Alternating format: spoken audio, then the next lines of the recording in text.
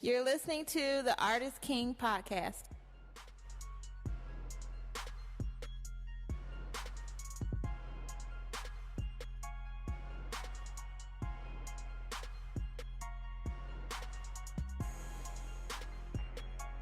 I am your host, DTM of DeltaTangoMike.com, and this is the Artist King Podcast, episode 39.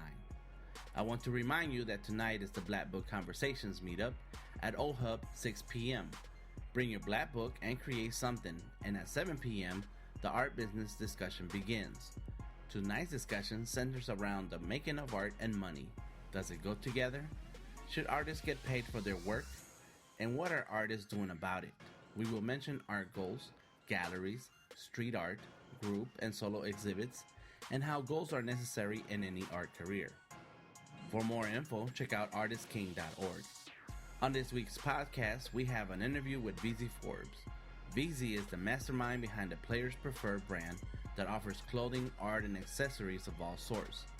The aim of this brand is to reflect the people that make up hip-hop culture globally, in all its different facets.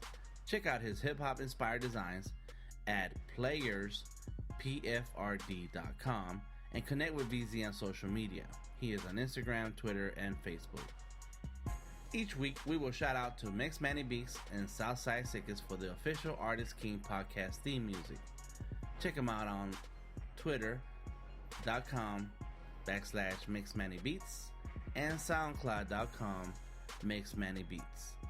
Special thanks to our sponsors, the law offices of Deborah Gonzalez Esquire, VelocityScreenPrint.net, RevolveSkate.com, Lucom.com, OHub at Giant, and DenominatorGraphics.com.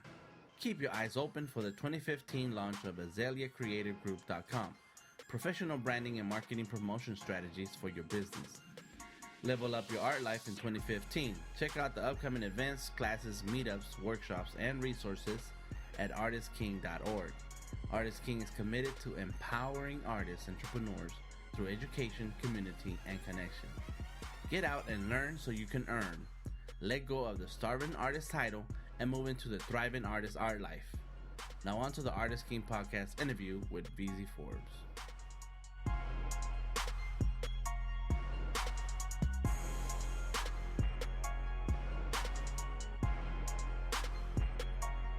This is DTM with Artist King, sitting here with Veezie. How you doing, Veezie? I'm good, man. Good to be here. Thank you for the invite, man. I'm glad you could make it. So tell the listeners your name and where you're from. My name is Veezie Forbes. I am representing Atlanta by way of Miami. And also I represent and I'm owner of Players Preferred apparel and accessories. So tell me about that, by way of Miami. Where were you born? Here in Atlanta or Miami? In actuality, I was born in Freeport, Bahamas, actually. Okay. Yeah, so I should say the Bahamas by way of Miami. To Atlanta. So yeah, actually I was born in the Bahamas and raised in Miami for many years. And we moved to Atlanta just like 6-7 years ago, my wife and I. Okay. So you finished high school and all that stuff in Miami? Yeah, most definitely. Grew up in my formative years and all through my 20s and some of my 30s. Days and all that? Yeah, man. Yeah, 305. The player days? Oh, yeah, the player days. I don't know what he's talking about. Oh, yeah, okay. But yeah, my years were... Miami taught me a lot and taught me that grind, taught me that hustle, taught me that go-get-it attitude, most definitely. So when did the artistic, creative side of you came out? That's funny, man, because most like creative people I speak to, they always seem to have known that they were an artist or they were this, but I was a person that luckily or unluckily, however you look at it, that I was blessed with different talents. And it took me a while to lock into one that I wanted to do for my livelihood. I've always written poems. I've always sang. I've always drawn, and these were just gifts I've always had. So, it was to me until I was like 8 or 9 years old. I thought everybody did it, And most of the people that know me that'll listen to this and know like, oh, I know that he sings, and I know that he writes this, and I know he writes music, and I know but being an artist, man, I never looked at myself as an artist up until about maybe 3-4 years ago. Until it hit me one day. I was sitting at work. I was at my day job at the time, and it hit me that, this person is an artist and this person is an artist. And I've always, like, picked clothes for friends. I've always had a knack for, like, picking certain clothes and drawing. Always creative, man, but never thought of myself as an artist. And it hit me like, that's what you are. You're an artist. Mm-hmm. Even though you're not getting paid for that position, by nature, you are an artist. And I think it does not start until you realize, like the Matrix said, you're not the one until you realize you are the one. Okay. All right. And not to sound so dramatic, not to sound like, but, it hit me sort of just that way, man. And I realized that, this is what you've always done. Embrace it, be that, Mm-hmm. So about 4 years ago, the birth of the artist was actually up, but I've done it all my life in actuality. Okay. So let's go back to you've done it all your life. Mm-hmm. What was it that you started doing first? You mentioned the singing, the writing, the poetry, music and stuff, and drawing. What started first, and at what age were you? I can't. It was so far back, man. I could not tell you what came first. It just seemed like it was all of that was always there. But I do remember, like, singing, and the first time, like, someone told me. I think my big brother was the first one who told me, like, you sing well. I was singing in the bathroom, came out of the bathroom, but my brother always picked on me, so I didn't believe him, right. Until a girl told me, like, later on, and then I believed it, like, oh, maybe this is something, maybe this is something. Uh-huh. But in school, man, I always used to, like, draw little characters, man, and always, like, copied superheroes. I think we all start that way, copying our favorite superhero. First tracing them, then by memory, and right. you move. And right. I've always done that. Design clothes. Mm-hmm. Always have sat in school, like, designing sneakers and designing belts, but never thought of myself as one day you can make a living. I've even gone shopping with friends and chosen clothes for them to wear out. Them liking my style that much. Still never like saw a fashion designer. Exactly, but never saw myself as that. Uh-huh. I just thought this was just something I'm doing to help my homeboy. Mm-hmm. And they like the way you dress, and so they asked you to come on. Yeah, pretty much. We're gonna have to go do that then. Bring your wallet. Bring the wallet.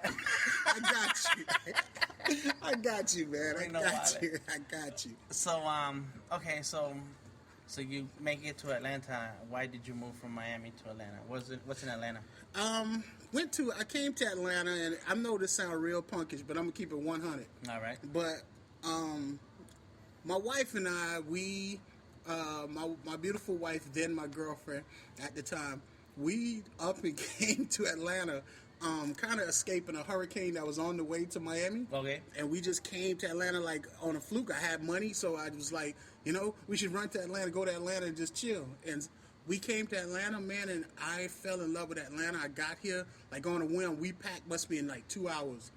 I rented a car, jumped in the car, and came here to escape the hurricane. Mm-hmm. We got here, man, and the next day, I have a godbrother that lived here already, and he started showing us around, man, and just the people in Atlanta, the way, Miami is one thing. Miami, I love Miami, but I'm being real. We are very aggressive people. Mm-hmm.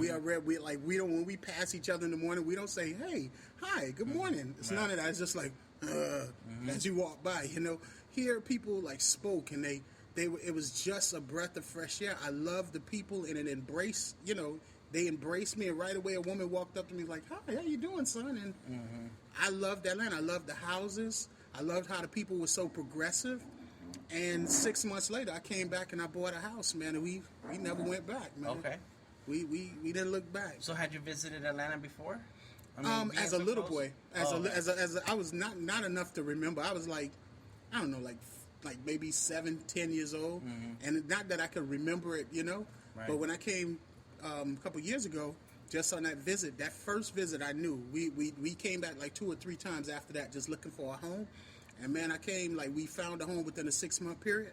Man. Came back, and Atlanta's been my home ever since, man. That's it. Until my dying day. Okay. Until my dying day. Very good. I like it. Yeah.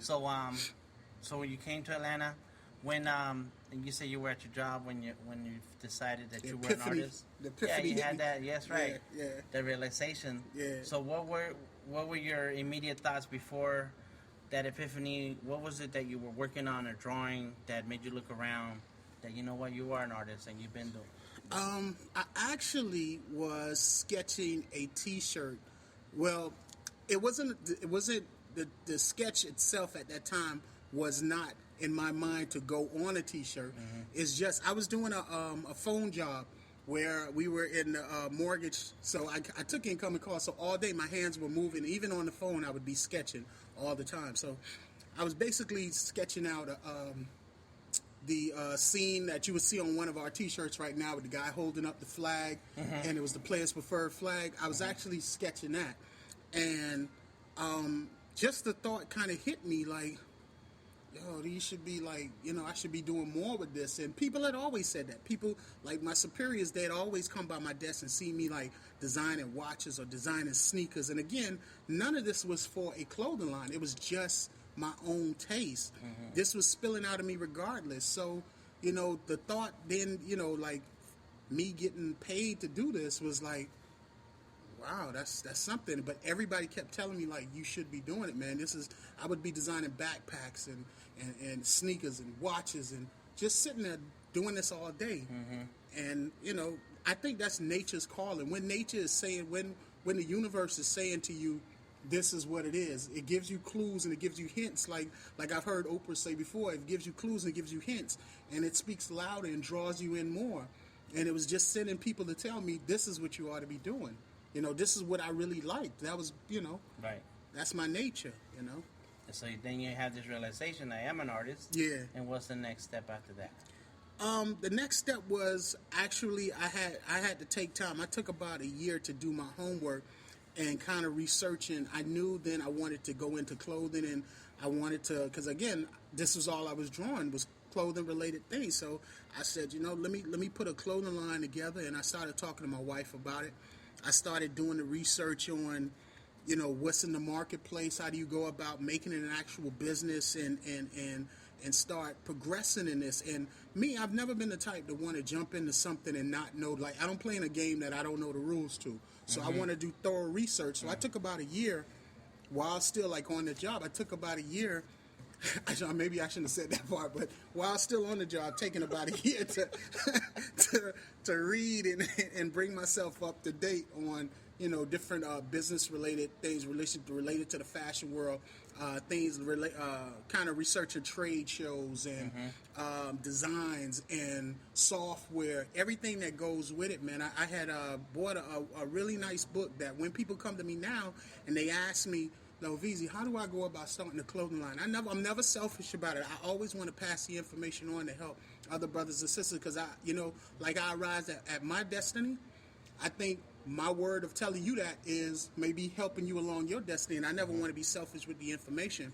So I went out and I got a book called Thread Is Not Dead, and you can find that like at Amazon. I'm not trying to plug them or nothing, but it's true. That's what I always tell up and coming, people who want to get into putting a clothing line together. That was very informative, and I read it from cover to cover. I mean, again, a lot of times I was sitting there right at my desk like reading this book, and it really helped to, it helped me to fill in the blanks, man. It did. Like I said, it was a year of researching, and then we went into, I went into looking at the designs I had. I think I pulled the best 6 of my designs and made T-shirts of them and hats of them, and we went from there. And so we started in 2012, and we've, been progressing since then, man. Very nice. Yeah. So the key here is that you had to do your research. You didn't just jump in and say, let's do some shirts. Nah, like I said, I never play in a game. My mom told me that long ago. Don't play in a game that people can change the rules on you, or you don't know the rules from the beginning. You can't win if you possibly don't know how to win. So I try to always be prepared when I go into anything, man. I want to know as much as I can possibly know before going into it, so it does not come as a surprise. We as artists, we're creatives. I understand that, and we think as an artist, you think differently as a creative than the normal person thinks. You know what I mean? I'm fully aware of that, but as artists, we kind of lax on things when it comes to business because we feel like, we love the creative side, and I'm just like you. Whomever listening to us, I'm just like you in that aspect. I love the creative side, and that's what drives me, but you still have to cross your T's and dot your I's so that you are thoroughly compensated for the art that you're making. Because one day, believe it or not, man, if you have the confidence in yourself, that art that you think is worth nothing today is going to be worth something tomorrow. And